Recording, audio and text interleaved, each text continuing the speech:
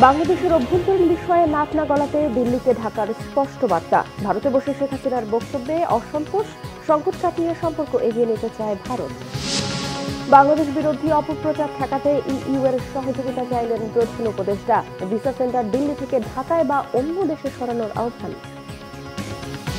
খালেদা জিয়ার বিদেশে যাত্রা এবং তারেক রহমানের দেশে ফেরার বিষয়ে বিএনপিতে আলোচনা। আগামীকাল যুবদল, স্বেচ্ছাসেবক দল ও ছাত্রদলের আগরতলা অভিমুখে লং মার্চ।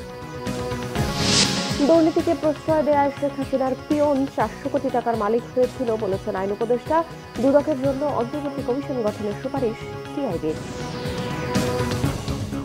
দেখছিলেন ক্রাউন সিমেন্ট সংবাদ শিরোনাম। এবারে বিস্তারিত। বাংলাদেশের অভ্যন্তরীণ বিষয়ে ভারতকে নাক না গলানোর আহ্বান জানিয়েছেন পররাষ্ট্র সচিব জসিম-উদ্দিন। ভারতে বসে শেখ হাসিনার বক্তব্য বিবৃতি বাংলাদেশ ভালোভাবে নিচ্ছে না, ভারতীয় পররাষ্ট্র সচিবকে এমনটাই জানিয়েছেন তিনি। এদিকে ভারতের পররাষ্ট্র সচিব বিক্রম মিশ্রি বলেছেন, বাংলাদেশের সাথে গঠনমূলক ও ইতিবাচক সম্পর্ক চায় ভারত। সংকট কাটিয়ে উঠে সম্পর্ক এগিয়ে নিতে চায় দুই দেশ। রিপোর্ট ইমরুল কায়েসের। সোমবার সকালে ঢাকা আসার পরই শুরু হয় ভারতীয় পররাষ্ট্র সচিব বিক্রম মিশ্রির ব্যস্ততা। সকালেই রাষ্ট্রীয় অতিথি ভবন পদ্মায় বসেন বাংলাদেশের পররাষ্ট্র সচিব জসিম-উদ্দিনের সঙ্গে। বৈঠক চলে দুপুর পর্যন্ত। এরপর পররাষ্ট্র উপদেষ্টা তৌহিদ হোসেনের সঙ্গে পররাষ্ট্র মন্ত্রণালয়ে সৌজন্য সাক্ষাৎ করেন মিশ্রি। পরে কথা বলেন সাংবাদিকদের সঙ্গে। কোনো প্রশ্ন না নিয়ে বলেন সাম্প্রতিক বিষয়, ব্যবসা বাণিজ্য, জ্বালানি, ভিসা সেবা সহ বিভিন্ন বিষয়ে আলোচনা হয়েছে। অন্তর্বর্তী সরকারের সঙ্গে ঘনিষ্ঠভাবে কাজ করার কথাও জানান Vikram Misri. We also had the opportunity to discuss certain recent developments and issues, and I conveyed our concerns, including those related to the safety and welfare of minorities. We also discussed some regrettable incidents of attacks on cultural, religious and diplomatic properties. We expect overall a constructive approach on all these issues by the Bangladesh authorities, and we look forward to moving the relationship forward in a positive, forward-looking and constructive direction. সন্ধ্যায় ব্রিফিংয়ে পররাষ্ট্র সচিব জসিম-উদ্দিন জানান, সীমান্ত হত্যা সহ সকল অমীমাংসিত বিষয়ে সমাধানের কথা বলেছেন ভারতের পররাষ্ট্র সচিবকে। সেই সাথে বলেছেন ভারতীয় গণমাধ্যমে অপপ্রচার বন্ধে পদক্ষেপ নেওয়ার কথাও। বাংলাদেশে বসবাসরত সব ধর্ম নির্বিশেষে স্বাধীনভাবে সব মানুষ ধর্মচর্চা করে আসছে এবং এ বিষয়ে কোনো ধরনের বিভ্রান্তি এবং অপপ্রচারের সুযোগ নেই। এ বিষয়ে বাংলাদেশ সরকার সরেজমিন অবস্থা দেখার ও পর্যবেক্ষণ করার জন্য বিদেশি সাংবাদিকদেরও আহ্বান জানিয়েছেন। সেই সাথে আমরা এও বলেছি যে এটি আমাদের অভ্যন্তরীণ বিষয় এবং আমাদের অভ্যন্তরীণ বিষয়ে অন্য দেশের মন্তব্য সমীচীন নয়। আমি ভারতের পররাষ্ট্র সচিবকেও স্মরণ করিয়ে দিয়েছি যে বাংলাদেশ অন্য দেশের অভ্যন্তরীণ বিষয়ে মন্তব্য করা থেকে বিরত থাকে এবং অন্যান্য দেশেরও একই ধরনের শ্রদ্ধাবোধ আমাদের প্রতি দেখানো উচিত। রাজনৈতিক সিদ্ধান্ত হলে ভারত থেকে শেখ হাসিনাকে ফিরিয়ে আনতে পররাষ্ট্র মন্ত্রণালয় উদ্যোগ নেবে বলে জানান তিনি। ইমরুল কায়েস, বাংলাভিশন, ঢাকা। বাংলাদেশে কথিত হিন্দু নির্যাতনের অভিযোগ নিয়ে আবারও উদ্বেগ প্রকাশ করে এ বিষয়ে রাজনীতি না করার আহ্বান জানিয়েছেন পশ্চিমবঙ্গের মুখ্যমন্ত্রী মমতা বন্দ্যোপাধ্যায়। বিধানসভার অধিবেশনে বাংলাদেশ নিয়ে উস্কানিমূলক বক্তব্য না দেওয়ারও আহ্বান জানিয়েছেন তিনি। পশ্চিমবঙ্গ বিধানসভার শীতকালীন অধিবেশনে বাংলাদেশ প্রসঙ্গে এই কথা বলতে গিয়ে মমতা আশ্বস্ত করে বলেন, কেন্দ্রীয় সরকারের সিদ্ধান্ত ছাড়া আগ বাড়িয়ে পশ্চিমবঙ্গ সরকার কিছু করবে না। বর্তমান পরিস্থিতি অনেক সংবেদনশীল উল্লেখ করে মমতা বলেন, এমন পরিস্থিতিতে সাম্প্রদায়িক অস্থিরতা তৈরিতে সহায়ক কোনো মন্তব্য যেন কেউ না করে। বাংলাদেশের সাথে টানাপোড়েনের সুযোগে পশ্চিমবঙ্গে অশান্তি ছড়াতে অনেক ভুয়া ভিডিও একটি দলের পক্ষ থেকে ছড়ানো হচ্ছে বলে অভিযোগ তুলেছেন মমতা। ভারতের কোনো গণমাধ্যমের এমন অপকর্মেরও অসন্তোষ প্রকাশ করেছেন পশ্চিমবঙ্গের মুখ্যমন্ত্রী। মমতার ভাষণের সময় বিধানসভায় ছিলেন না বাংলাদেশের সমালোচনায় সোচ্চার বিরোধী দল বিজেপির নেতা শুভেন্দু অধিকারী। ইউরোপীয় ইউনিয়নের সাথে বৈঠকে ইউরোপীয় দেশগুলোর ভিসা সেন্টার দিল্লি থেকে সরিয়ে ঢাকায় অথবা প্রতিবেশী কোনো দেশে স্থানান্তরের অনুরোধ করেছেন প্রধান উপদেষ্টা ডক্টর মোহাম্মদ ইউনূস। বাংলাদেশ বিরোধী মিথ্যা তথ্য ছড়ানো ঠেকাতে ইউরোপীয় ইউনিয়নের কাছে সহযোগিতাও চান প্রধান উপদেষ্টা। শেখ হাসিনা ও তার সহযোগীরা যে ব্যাপক টাকা পাচার করে নিয়ে গেছে তা দিয়ে দেশকে অস্থিতিশীল করার চেষ্টা করছে বলে অভিযোগ করেন প্রধান উপদেষ্টা। রকুনুজ্জামানের রিপোর্ট। সোমবার দুপুর 12টায় রাজধানীর তেজগাঁয়ে প্রধান উপদেষ্টার কার্যালয়ে ইউই কূটনীতিকদের সঙ্গে বৈঠকে বসেন অন্তর্বর্তীকালীন সরকারের প্রধান উপদেষ্টা অধ্যাপক মোহাম্মদ ইউনূস। 19 সদস্যের প্রতিনিধি দলটির নেতৃত্বে ছিলেন বাংলাদেশে নিযুক্ত ইউরোপীয় ইউনিয়নের head of delegation Michael Miller. বৈঠকে প্রধান উপদেষ্টা বলেন, ভারত বাংলাদেশিদের জন্য ভিসা সীমিত করায় অনেক শিক্ষার্থী দিল্লি গিয়ে ইউরোপের ভিসা নিতে পারছে না। এজন্য ভিসা অফিস ঢাকা অথবা প্রতিবেশী অন্য কোনো দেশে স্থানান্তরের প্রয়োজনীয়তা তুলে ধরেন। Bring this interim government to run the country until election is held and a new government is elected. So we are going through that process. But in the meantime, the excitement of the moment, after 16 years of repression and denial of all the rights, human rights and everything else, and also forced disappearances. নির্বাচন অনুষ্ঠানে সরকারের অঙ্গীকার তুলে ধরে চলমান সংস্কারের প্রয়োজনীয়তা ইউরোপীয় কূটনীতিকদের সামনে তুলে ধরেন প্রধান উপদেষ্টা। বাংলাদেশ বিরোধী অপতথ্য প্রচারণা রোধে ইউইর সহযোগিতাও চান তিনি। We had a campaign of misinformation, global campaign. It's a very powerful campaign, and we are starting to cope with that. That Bangladesh is calm, Bangladesh is going ahead with this mission and so on. It's not the kind of image this campaign is trying to give us, and the fact that you came also a message that is not too bad for everybody to come here. So you came and you have a discussion here. অন্তর্বর্তীকালীন সরকারের সংস্কার প্রক্রিয়ায় প্রধান উপদেষ্টাকে পূর্ণ সমর্থন জানান UE প্রতিনিধিরা। The European Union is committed to supporting Bangladesh's democratic transition the best way we can. As you know, Chief Advisor, we already enjoy rather broad relations. We do see strong potential for our partnership. পরে প্রধান উপদেষ্টার সাথে ইউরোপীয় ইউনিয়নের কূটনীতিকদের বৈঠক নিয়ে সন্ধ্যায় briefing করেন পরিবেশ ও জলবায়ু উপদেষ্টা সৈয়দা রিজওয়ানা হাসান। একটা প্রস্তাবনা আমাদের পক্ষ থেকে ছিল যে বাংলাদেশের নাগরিকেরা অনেক ইউরোপিয়ান দেশে যেতে গেলে ভিসার জন্য আবেদন করতে হয় দিল্লি থেকে। এটা অনেক সময় ঝামেলা হয়ে যায়। তাদের কাছে আমাদের একটা সুস্পষ্ট অনুরোধ ছিল যে তারা যেন এই ভিসা সেন্টারগুলো দিল্লি থেকে সরিয়ে অন্যত্র স্থাপন করে, যাতে করে এই মুহূর্তে যারা বাংলাদেশি শিক্ষার্থীরা ইউরোপের বিভিন্ন দেশে যাবেন কিন্তু বাংলাদেশে তাদের দূতাবাস নেই, তারা তো যেতে পারছেন না, প্রক্রিয়াটা বিলম্বিত হচ্ছে। রকুনুজ্জামান, বাংলা ভিশন, ঢাকা। অন্তর্বর্তী সরকারের প্রধান উপদেষ্টা ডক্টর মোহাম্মদ ইউনূস বলেছেন, পদককে কেবল প্রদানের মধ্যে সীমাবদ্ধ না রেখে সমাজ পরিবর্তনে বেগম রোকেয়ার সাহস, উদ্যম, কল্পনা শক্তিকে সবার মাঝে ছড়িয়ে দিতে হবে। আজকে যারা পাঠ্যক্রম প্রণয়নের দায়িত্বে আছেন তাদের রোকেয়ার মতো ব্যক্তিদের খুঁজে বের করে পাঠ্যক্রমে অন্তর্ভুক্তির তাগিদও দেন তিনি। সোমবার রাজধানীর ওসমানী স্মৃতি মিলনায়তনে রোকেয়া দিবসের অনুষ্ঠানে এসব কথা বলেন অন্তর্বর্তীকালীন সরকারের প্রধান উপদেষ্টা। বক্তব্যে প্রধান উপদেষ্টা সমাজ পরিবর্তনে বেগম রোকেয়ার আকর্ষণীয় ভূমিকা ও তার চিরন্তন প্রেরণার কথাও স্মরণ করেন। পরে দর্শকের সারিতে বসে রোকেয়া দিবস উপলক্ষে নারী শিশু মন্ত্রণালয় আয়োজিত মনোজ্ঞ সাংস্কৃতিক পরিবেশনা উপভোগ করেন প্রধান উপদেষ্টা। বিএনপির সর্বোচ্চ নীতি নির্ধারণী ফোরাম জাতীয় স্থায়ী কমিটির সাপ্তাহিক বৈঠক অনুষ্ঠিত হয়েছে। সোমবার রাতে গুলশানের দলটির চেয়ারপারসনের রাজনৈতিক কার্যালয়ে এই বৈঠক হয়। দলের ভারপ্রাপ্ত চেয়ারম্যান তারেক রহমান লন্ডন থেকে ভার্চুয়ালি সভাপতিত্ব করেন বৈঠকে। বৈঠকে উপস্থিত ছিলেন ডক্টর খন্দকার মোশাররফ হোসেন, ব্যারিস্টার জমির উদ্দিন সরকার, ডক্টর আব্দুল মঈন খান, নজরুল ইসলাম খান, আমির খসরু মাহমুদ চৌধুরী, সালাউদ্দিন আহমেদ, বেগম সেলিমা রহমান, হাফিজউদ্দিন আহমেদ ও অধ্যাপক ডক্টর এজেডএম জাহিদ হোসেন। এছাড়াও লন্ডন থেকে মির্জা ফখরুল ইসলাম আলমগীর ও সিঙ্গাপুর থেকে মির্জা আব্বাস অনলাইনে যুক্ত ছিলেন বৈঠকে। দেশের চলমান রাজনৈতিক পরিস্থিতি, অন্তর্বর্তী সরকারের নেওয়া নানা উদ্যোগ ও সিদ্ধান্ত, দলের সাংগঠনিক কর্মকাণ্ড এবং ভারত ইস্যুতে ছাত্রদল, যুবদল ও স্বেচ্ছাসেবক দলের কর্মসূচি নিয়েও বৈঠকে আলোচনা হয়। এছাড়াও খালেদা জিয়ার বিদেশে যাত্রা এবং তারেক রহমানের দেশে ফেরার বিষয়টি নিয়েও আলোচনা হয়েছে। সংস্কারের জন্য 3 বা 4 মাসের বেশি সময়ের প্রয়োজন বলে মনে করে না বিএনপি দলের সংবিধান সংস্কার কমিটির সদস্যরা মনে করেন নতুন করে বাড়ি বাড়ি গিয়ে ভোটার তালিকা করা সময়ের অপচয়। বিএনপি চেয়ারপারসনের গুলশান কার্যালয়ে সংবাদ সম্মেলনে তারা এসব কথা বলেন। নেতারা বলেন, যাদের নেতৃত্বে নির্বাচনী প্রক্রিয়া কলঙ্কিত হয়েছে তাদের বিরুদ্ধে তদন্ত সাপেক্ষে ব্যবস্থা নেওয়া হবে এবং অভিযুক্তদের আগামীতে কোনো নির্বাচনী কাজে আর যুক্ত না করার সুপারিশ করা হয়েছে। বাড়ি বাড়ি গিয়ে ভোটার তালিকা না করে বরং হালনাগাদের পরামর্শ তাদের।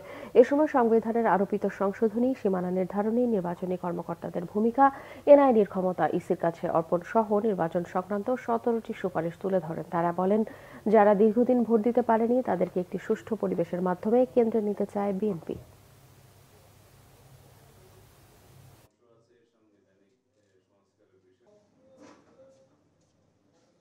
ভোটার তালিকা প্রণয়ন, যেটা আপডেট হালনাগাদ করা হয়, সেটার একটা নিয়ম আছে, বিধিও আছে। জানুয়ারির 2 তারিখে খুব সম্ভবত খসড়া তালিকা প্রকাশ করা হবে। তারপরে নির্বাচনী অফিস, নির্বাচনী কর্মকর্তা এবং নির্বাচনের সময় পুলিং এদের নিয়োগ ইত্যাদির জন্য কিছু সময় লাগে, ডিলিমিটেশনের জন্য কিছুটা সময় লাগে, শুনানি করতে হয়, সীমানা নির্ধারণ। তারপরে যে কাজগুলো, এগুলো সবগুলো গোছাতে প্র্যাকটিক্যালি 2 থেকে 3 মাসের বেশি সময় লাগার কথা নয়। এখন সরকারের সংস্কারের আরও বিভিন্ন সাইড আছে, প্রশাসনিক সংস্কার আছে, জুডিশিয়ারি সংস্কার আছে, পুলিশ সংস্কার বিভাগ আছে, এগুলো সব সমন্বিত করে এটি নির্বাচন উপহার দিতে আমাদের মনে হয় না এটা খুব বেশিতে 3 থেকে 4 মাসের বেশি সময় লাগার কথা।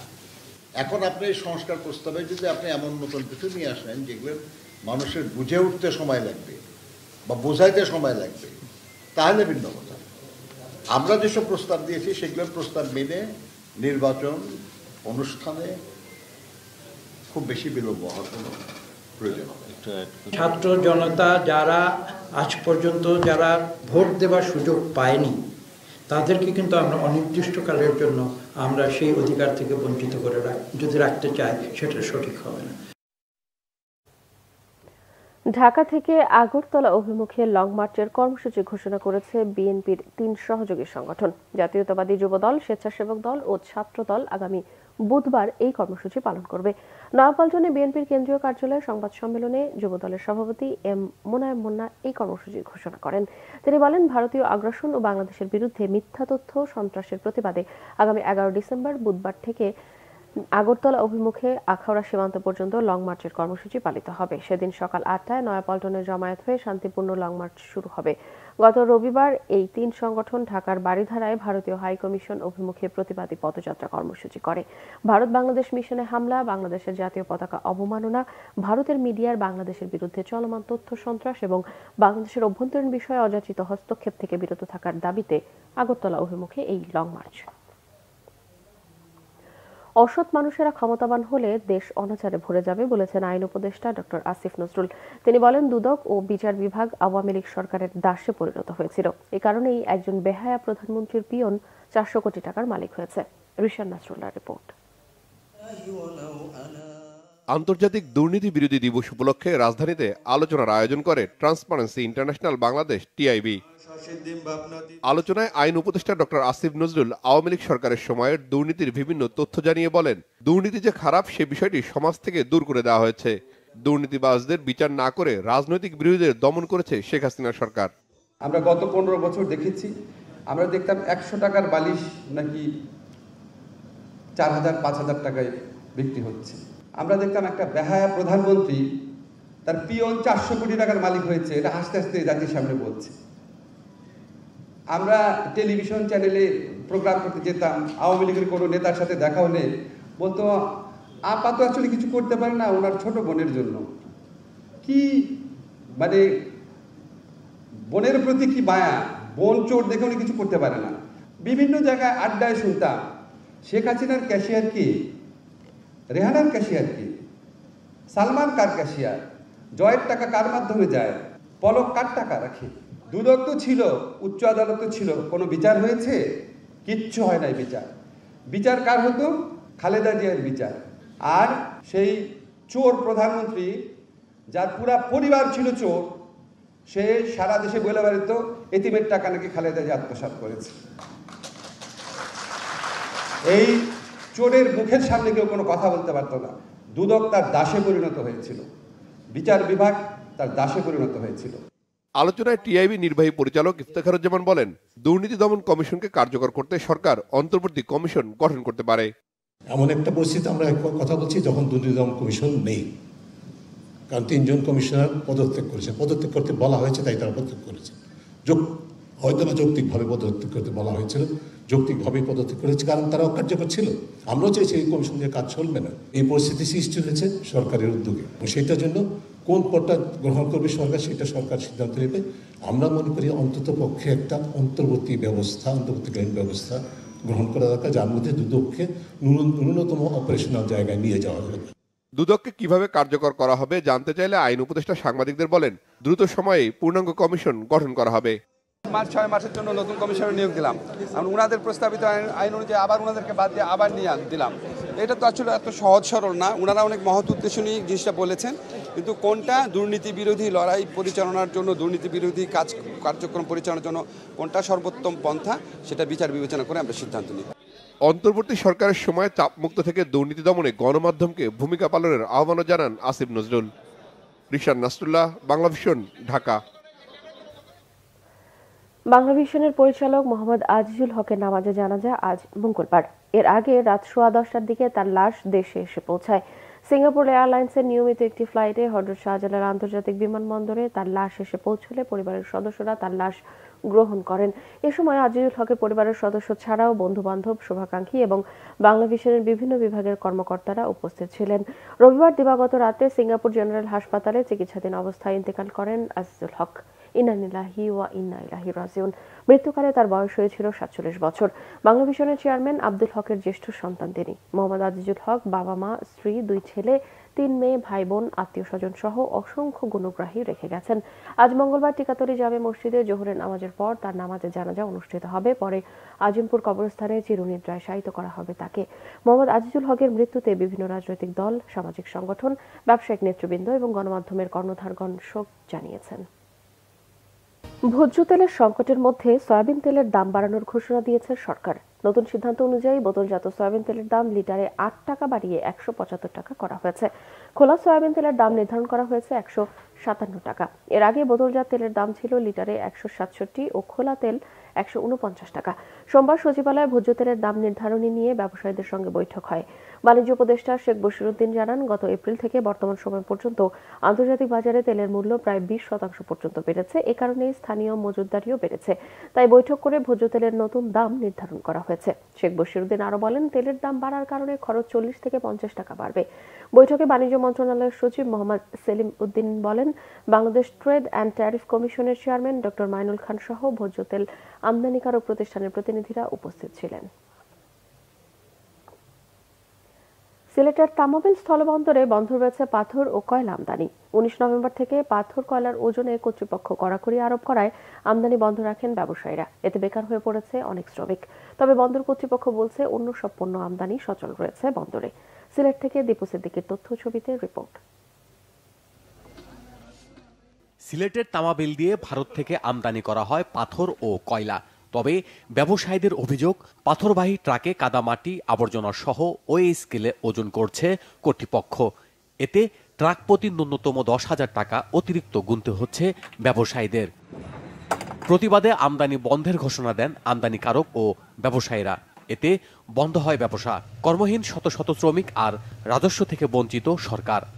ইন্ডিয়া থেকে আনা হয়, তখন এই গাড়িতে যখন লোড করা হয় তখন মাটি উঠে, কাদা উঠে, বিভিন্ন ময়লা আবর্জনা উঠে। তখন এগুলা তো স্কেলে তারা মনে করেন আমাদেরকে এই মাপজুপ করেই তো আমাদের মালগুলা দেয়। আগের যে চেয়ারম্যান ছিল সেই চেয়ারম্যান অনেক ভালো ছিল, মানবতার মানুষ ছিল। উনি এই জিনিসটা নিজে ইনকোয়ারি করে দেখছে সত্যি কাদা মাটি আসে। এর জন্য আমাদের জন্য 2 টন সার দিয়া আর সব একুরেট হিসাব কিতাব হইতো। কিন্তু এখন যে আসে সে বলে মাটি আনবা নাকি তুমি পেক আনবা নাকি সোনা আনবা, এটা তুমি জানো। 100 কা 100। এখন আমরা যে 100 কা 100 দিতে যদি যাই, তাহলে এই 2 টন 2.5 টন 3 টন এই মাটির টাকাটা ডলারের সিস্টেমে আমরা ইন্ডিয়াতে অলরেডি দিয়া দিতেছি। বন্ধ থাকার কারণে আমাদের শ্রমিকরা অনাহারে আছে, কাজ কাম নাই, চলতে পারতেছে না।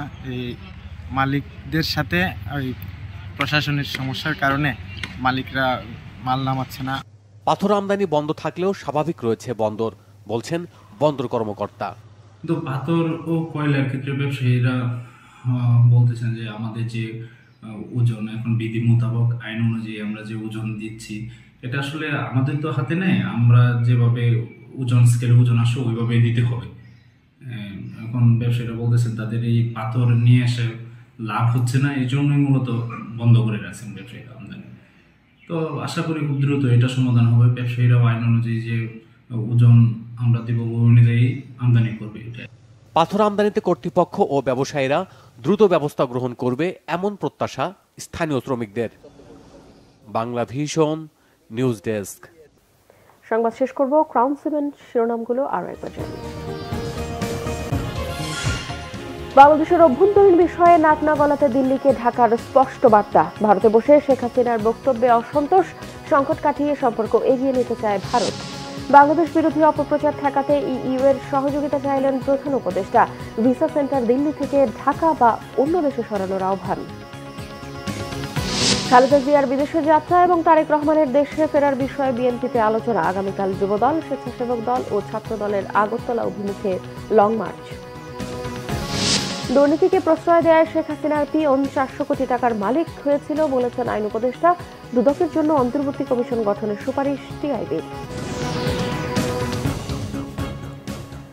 দর্শক, এই ছিল এখনকার মতো। পরের সংবাদ সকাল 10টায়, এর আগে সকাল 9টায় রয়েছে নিউজ টপ 10 দেখার আমন্ত্রণ রইল। এছাড়া বাংলাদেশের সংবাদ ও সংবাদ সংশ্লিষ্ট অনুষ্ঠান দেখতে ভিজিট করুন www.bbnews24.com ও facebook.com/bangladeshnewse এবং সাবস্ক্রাইব করুন youtube.com/bangladeshnewse। এতক্ষণ সঙ্গে থাকায় ধন্যবাদ সবাইকে।